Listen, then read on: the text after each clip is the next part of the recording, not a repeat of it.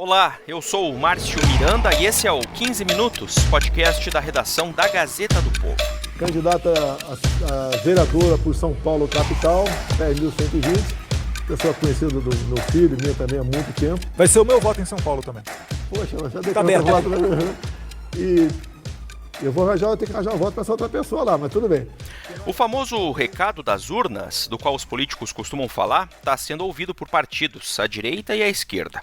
Entre políticos mais à direita, fala-se em momento de reorganização, de realinhamento. O que vai ser de uma direita que nos últimos anos esteve, de certa maneira, confundida com o bolsonarismo no país? Há correntes pregando a necessidade de repensar caminhos com foco em 2022. Será que esse caminho passa por uma caminhada mais ao centro? Ou isso vai depender de como estará a popularidade do presidente Jair Bolsonaro até lá? Nesse episódio aqui do podcast eu recebo o Wilson Lima, editor de República da Gazeta do Povo, lá em Brasília. Ele vai falar sobre esses movimentos de realinhamento discutidos por diferentes atores da direita no Brasil. Wilson Lima conversando com a gente direto de Brasília. Tudo bem, Wilson? Tudo tranquilo, Márcio, apesar da ressaca da festa da democracia, né, amigo? Então, estamos aqui Muita gente lutando. Pois é, fazendo balanço, fazendo análises, né? E tem um detalhe que é o tema da nossa conversa hoje aqui, que é o seguinte, Wilson.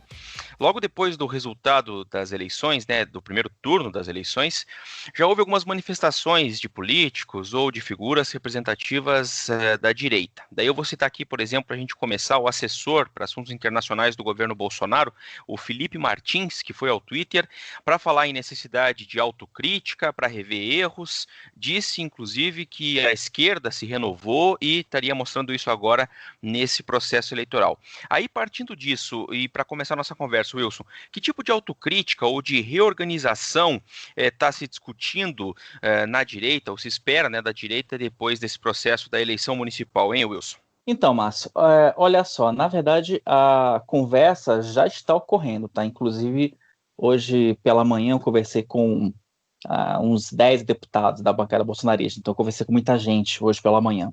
E eles fizeram uma avaliação bem pessimista do processo eleitoral, que foi mais ou menos na linha do Felipe Martins. É preciso que aqueles deputados ou integrantes da direita que foram eleitos sob a égide do bolsonarismo, né, sobre aquelas bandeiras originárias do presidente, né, essa direita ela precisa se reformular, ela precisa se reciclar para pensar em 2022. Então, Márcio, o que ocorre? Falando agora um pouco de ressaca, né, brincando um pouco com isso, mas realmente entre os deputados mais ligados ao presidente, o clima realmente é de ressaca, de dor de cabeça, assim, para falar a verdade. Esse foi o clima que eu senti. Só para você ter uma ideia, depois de algumas discussões públicas, eu conversando com um desses deputados ali que estavam se manifestando pelas redes sociais, até falei, deputado, e aí, vamos conversar um pouco, preciso de uma manifestação em on, né, nosso linguajar jornalístico, né, quando ele quer, para ele emitir uma opinião, ele falou, Wilson, pô, obrigado, mas olha, eu vou ficar no meu cantinho, preciso refletir um pouco. Então, só para você ter uma ideia ali do pouco desse clima. E basicamente, Márcio, os deputados ali, mais bolsonaristas e também os mais conservadores, eles enxergaram basicamente 4 pontos que são fundamentais nesse processo, tá? Eles perceberam que a popularidade do presidente junto ao eleitorado conservador e de direita já não é a mesma coisa de 2018, então por isso não houve uma transferência automática de votos.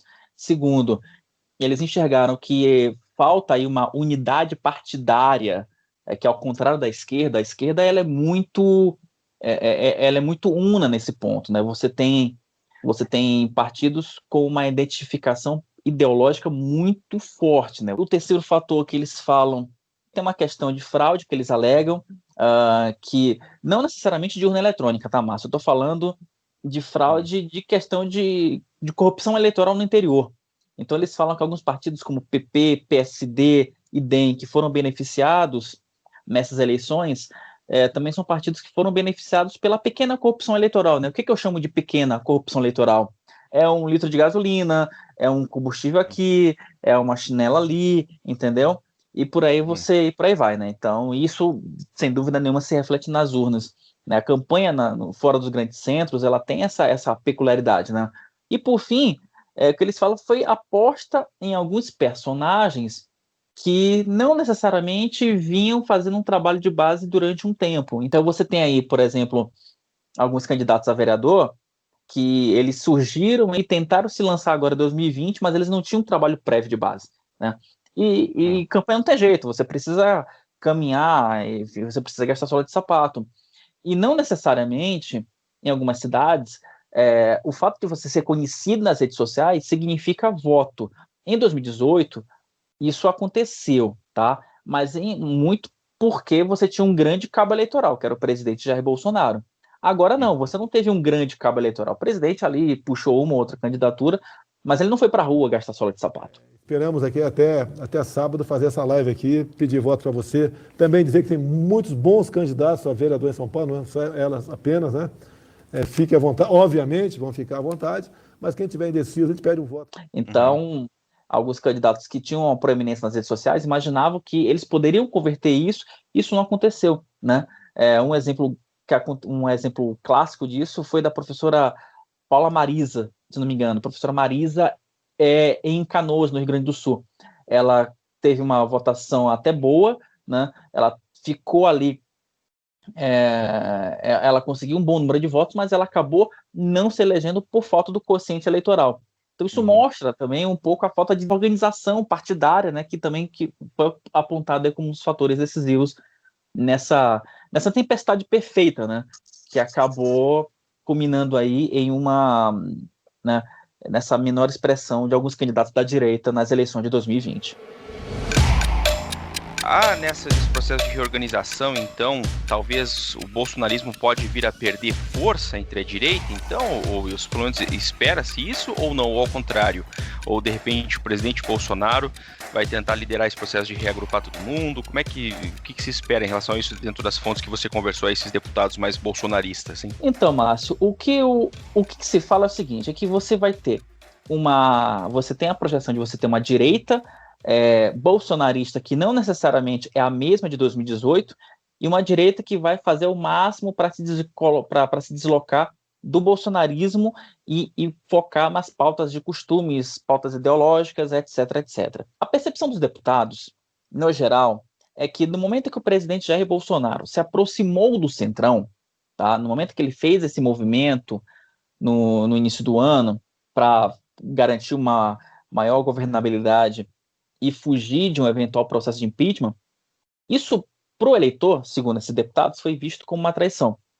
Porque o presidente, automaticamente, naquele momento, se afastou de algumas pautas que ajudaram a sacramentar a vitória dele em 2018. E aí eu estou falando do combate intransigente à corrupção, a pauta de costumes, né? E você trazer para o Palácio do Planalto um político que que seria, né, um político não muito ligado ao presidencialismo de coalizão, né, que tanto marcou era PT e também do PSDB. Então, isso, na visão do eleitor, segundo esses deputados, ficou parecendo como traição, sabe? E aí eu posso falar de vários episódios que a gente já citou aqui no 15 Minutos, por exemplo, a indicação do Cássio Nunes Marques, né, foi considerada uma traição da pauta de costumes, né? A discussão entre o Bolsonaro e o ex-ministro Sérgio Moro foi considerada uma traição à Lava Jato, entende? Então, nos grandes centros urbanos, os deputados falam que o Jair Bolsonaro já tem um processo de rejeição alto, né? Então, isso pode fazer com que essa ala mais ideológica queira se deslocar do presidente, né? O problema é como é que isso vai ser feito, tá? Se vai ser um deslocamento automático, se eles vão ali tentar, olha, eu sou ideológico, mas não necessariamente ligado ao presidente, né? E nesse ponto a gente tem que observar alguns cenários que podem dar algumas respostas no futuro. Primeiro, a própria votação da Joyce Hasselmann, apesar dela ter sido um fiasco em São Paulo, mas ela dá algum indicativo de que a Joyce tem o seu eleitorado. Você tem ali uma votação do Arthur Duval, né, o Mamãe Falei, lá em São Paulo. Se você juntar esses dois, você tem ali um eleitorado paulistano que se identifica com essas pautas de Lava Jato, com essas pautas liberais, com essas pautas de costumes, mas não necessariamente são bolsonaristas, né? Então você tem esses aspectos que devem ser explorados a partir de agora. Tem uma pesquisa interna do PSL, que correu essa semana aqui nos grupos de WhatsApp dos deputados, que fala que em São Paulo, Bolsonaro teve uma rejeição de 60% em relação ao seu eleitorado originário. Então, você percebe como que nos grandes centros há uma tendência de que, para que você continue na Câmara ou vá para a Câmara Federal, seria bacana você identificar uma pauta de costumes, né? Você trabalhar para uma pauta da direita, mas não necessariamente se colar ao presidente Jair Bolsonaro. Ao mesmo tempo, na região norte e nordeste, onde o Bolsonaro tem avançado, né, onde a sua popularidade tem aumentado, esse deve ser um caminho inverso, sabe? Por quê? Mas não pelas pautas da direita, mas pelas pautas ligadas ao auxílio emergencial e políticas assistencialistas.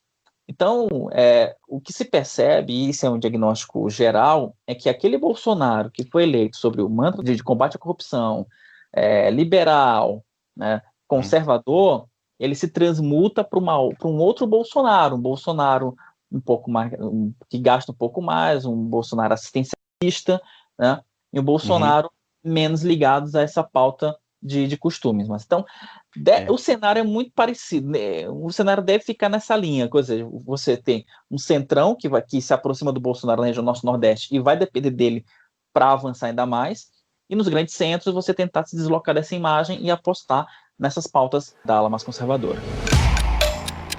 E aí tem uma coisa curiosa, estava pensando aqui quando a gente falava, Wilson, sobre ainda balanço das eleições, né? Que um diagnóstico que tem sido feito, que seria uma derrota do presidente Bolsonaro, né, no processo eleitoral. Aí se a gente colocar, por exemplo, a derrota do Celso Russomano, que foi apoiado declaradamente por ele em São Paulo, mesmo candidatos a vereador, né, que o presidente Bolsonaro apoiou, foram derrotados. Então, por esse aspecto, vamos considerar que foi uma derrota do presidente Bolsonaro. Mas se você olhar outro diagnóstico comum, que é o avanço do Centrão, o PSD, o PP, esses partidos avançaram. E esses partidos compõem a base política que o presidente Bolsonaro se aproximou, né? Então, nesse aspecto, não é necessariamente uma derrota para ele, daí, nesse aspecto, se a gente for fazer essa análise, né? É uma coisa que até é meio confusa nesse sentido. Ela parece um pouco confusa, mas, assim, Márcio, a gente precisa entender que qual foi a escolha do presidente Jair Bolsonaro e a própria base dele reconhece isso. O presidente precisou se afastar dessa pauta conservadora para uma pauta mais pragmática. O problema é que, para o deputado que foi eleito sob essa pauta, esse deputado vai ser cobrado. Não necessariamente o presidente, porque o presidente avançou em outros campos. E esse deputado especificamente, esse conservador de direita que foi eleito sob essa bandeira, ele não tem para onde correr, e esse que tem sido o dilema desses deputados, por quê? Porque ele foi eleito por uma bandeira, o seu líder já não defende mais essa bandeira, e agora ele precisa sozinho ou se buscar uma estrutura partidária que faça com que ele mantenha essa bandeira viva. Entende, Márcio? Então, esse é um ponto que tem sido debatido entre os deputados. Tem um parlamentar que, inclusive, ele me confidenciou aqui em caráter reservado, que ele falou: Wilson, eu sou um deputado que me elegi sob a bandeira de defesa das pautas do presidente. O meu eleitorado, ele é bolsonarista, ele não é necessariamente de direita, ele é bolsonarista, tá? Agora, eu não concordo com o movimento que o presidente fez. Só que o que eu vou fazer? Eu vou criticar o presidente e perder meu eleitorado? Não. Então eu vou continuar defendendo o presidente, apesar de que, como pessoa física, eu não concordo muito com o que ele fez, com as decisões que ele tomou. Mas isso é questão da política, Márcio. A política é um pouco isso, sabe? Ela às vezes é um pouco confusa, mas esses movimentos, eles são naturais em nome da governabilidade. Aí, de novo, né, vamos entrar no campo da especulação. Talvez se o presidente tivesse escolhido um ministro mais conservador para o Supremo, talvez se ele tivesse conseguido manter o Sérgio Moro no Ministério da Justiça, essa insatisfação da base pudesse ter sido menor. Mas, lógico, aqui é um exercício de imaginação a partir do que a gente tem em mãos. O que a gente tem de concreto, por mais que integrantes do governo falem que 2022 né, não foi impactado por 2020, isso não é verdade. Né? 2020 ele é um cenário que ele dá algumas diretrizes, dá algumas bases para 2022 e mostra assim, que o presidente vai precisar fazer um arranjo muito complexo até lá para conseguir manter a sua base ideológica e, ao mesmo tempo, agregar uma base pragmática, que é essa base do Centrão. Essa conta conta é uma conta extremamente complexa. Como ela vai ser feita, sinceramente, mas eu não tenho a mínima ideia. Mas em política, amigo, 2 anos é uma eternidade, né? É muita coisa. Wilson Lima, obrigado por participar aqui mais desse episódio do 15 Minutos. A gente volta a conversar aí. Até mais. Até mais, querido. Fiquem bem e cuidem-se.